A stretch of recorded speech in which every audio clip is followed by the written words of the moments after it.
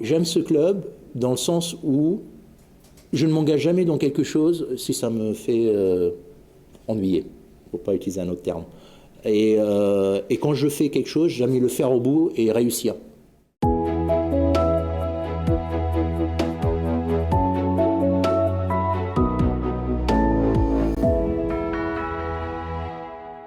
J'ai probablement pendant longtemps laissé dire, laissé faire, en disant que tout ça c'était pas grave, mais au bout d'un moment il y en a marre. Donc à partir d'aujourd'hui, on va communiquer, on va agir, on va vous montrer qu'on agit, on va vous montrer tout ce qu'on fait depuis 4 ans dans ce club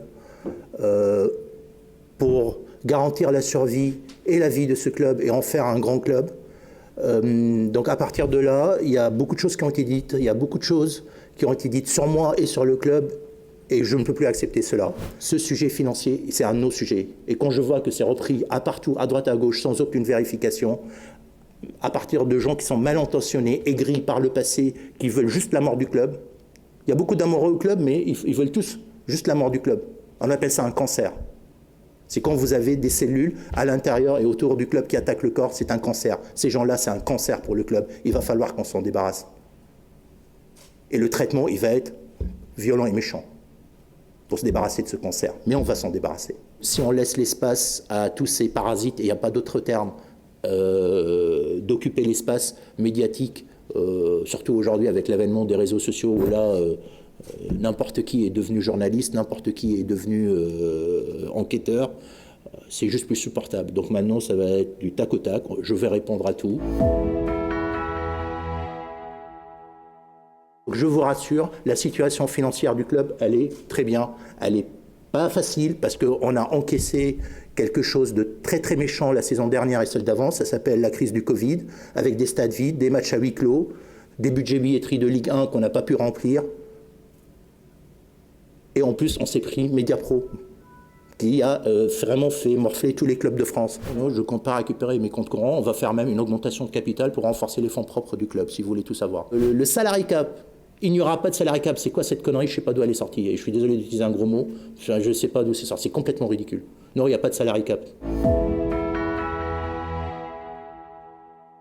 Quand j'ai prononcé le mot cancer, réfléchissez à ce que c'est exactement un cancer. C'est vos cellules qui se font attaquer de l'intérieur. Voilà. C'est pas ça d'être supporter. Supporter, c'est pas travailler pour tuer le corps dans lequel vous êtes. C'est pour le rendre plus fort et meilleur et plus résilient. Ce qu'ils font n'aide pas le Nîmes olympique, ni à être plus fort, ni à être plus résilient. Ça l'affaiblit. Et j'ai fait un communiqué de presse il y a 2 mois pour dire que mon but c'était d'obtenir la dissolution du GN. C'est toujours de l'actualité, ça n'a pas changé.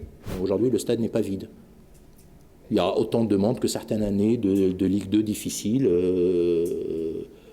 parce que les chiffres, on va revenir encore une fois sur les chiffres, tous les chiffres que vous aviez pour les autres saisons, c'est bidon.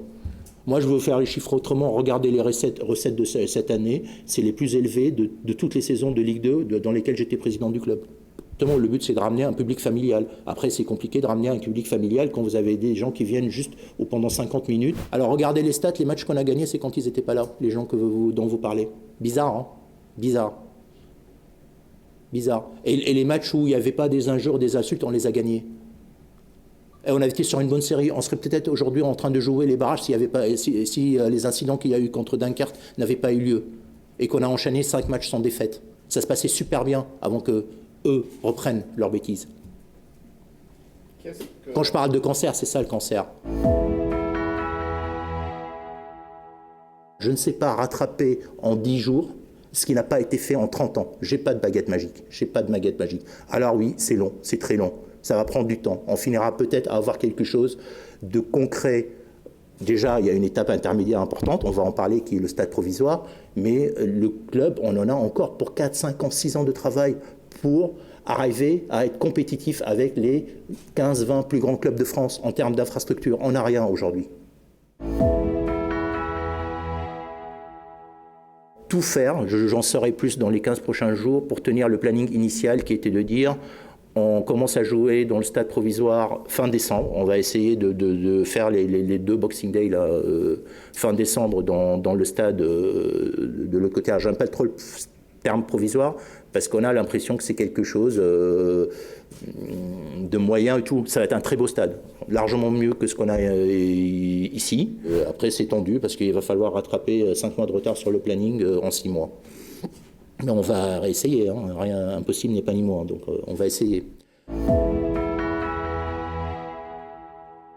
Quelque chose qui est essentiel, important, vital pour le club. C'est vital pour le club. Il faut en être conscient. Si ce projet ne se fait pas, il n'y a plus de Nîmes olympique. Il n'y a plus de Nîmes olympique comme il y aurait dû ne plus y avoir de Nîmes olympique en 2014 si je n'étais pas là pour le sauver. Le Nîmes olympique, sans moi, il serait mort.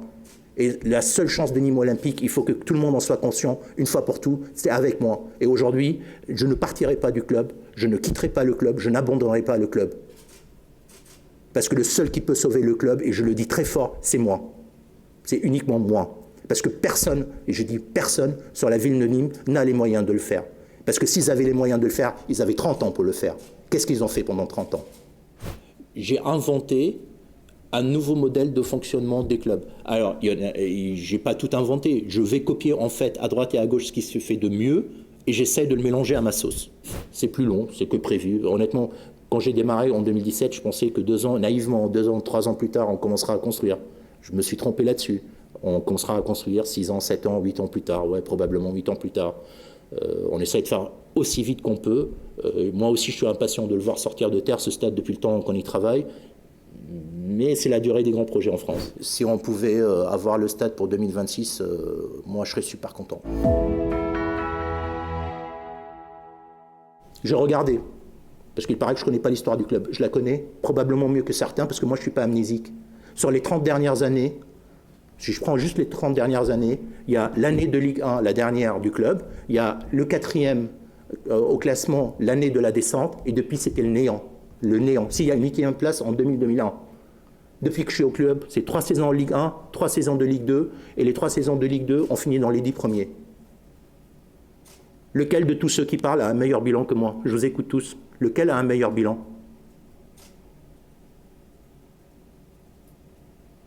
Donc à un moment, elle est où la crédibilité? Elle est où la crédibilité quand on laisse la parole à ces gens-là? Qu'est-ce qu'ils ont fait depuis 30 ans? Rien. On a un effectif à renouveler, on travaille avec le coach, la cellule de recrutement. Petite parenthèse, il n'y aura pas de directeur sportif au Nîmes olympique à court terme. Donc quand j'entends des noms à droite et à gauche, je le répète, il n'y aura pas de directeur sportif à court terme au Nîmes olympique. J'ai une cellule de recrutement, c'est quelque chose qui n'a jamais existé au club. Je me suis rendu compte qu'en fait, dans une structure qu'il y avait chez nous avant et apparemment ailleurs, la cellule de recrutement ne parle jamais avec le staff. Ben non, moi je veux qu'ils se parlent, qu'on fasse des échanges, que chacun donne son avis quand on va recruter un joueur. Ça évite les malentendus qu'il y a eu par exemple dans le passé, ça je l'ai appris. Quand votre recrutement choisit un joueur, vous dit non, non, non, c'est entièrement validé par le coach alors que le coach n'en voulait pas. Et derrière le joueur, il ne joue pas et on le paye parce que le coach n'en voulait pas. Donc ça, on va arrêter ce genre de bêtises. Je l'ai déjà dit à plusieurs reprises, je l'avais dit lors de la concertation et je le répète aujourd'hui, ma ligne rouge, c'est le national. Il ne faut pas que le club aille en national parce que quand vous descendez, vous savez très bien, vous ne savez jamais quand vous remontez. C'est tellement compliqué. Le but, c'est que le Nîmes olympique, il doit être tout le temps systématiquement dans la première moitié du tableau. On a échoué sur notre saison si on ne finit pas dans les 10 premiers de la Ligue 2. Honnêtement, c'est la première fois que je choisis mon coach. C'est moi qui l'ai choisi. Donc là, si ça se passe bien, venez me le reprocher. Mais tous les précédents, c'est pas moi qui les ai choisis. Donc, raison pour laquelle il n'y aura plus de directeur sportif à court terme, voire même moyen terme.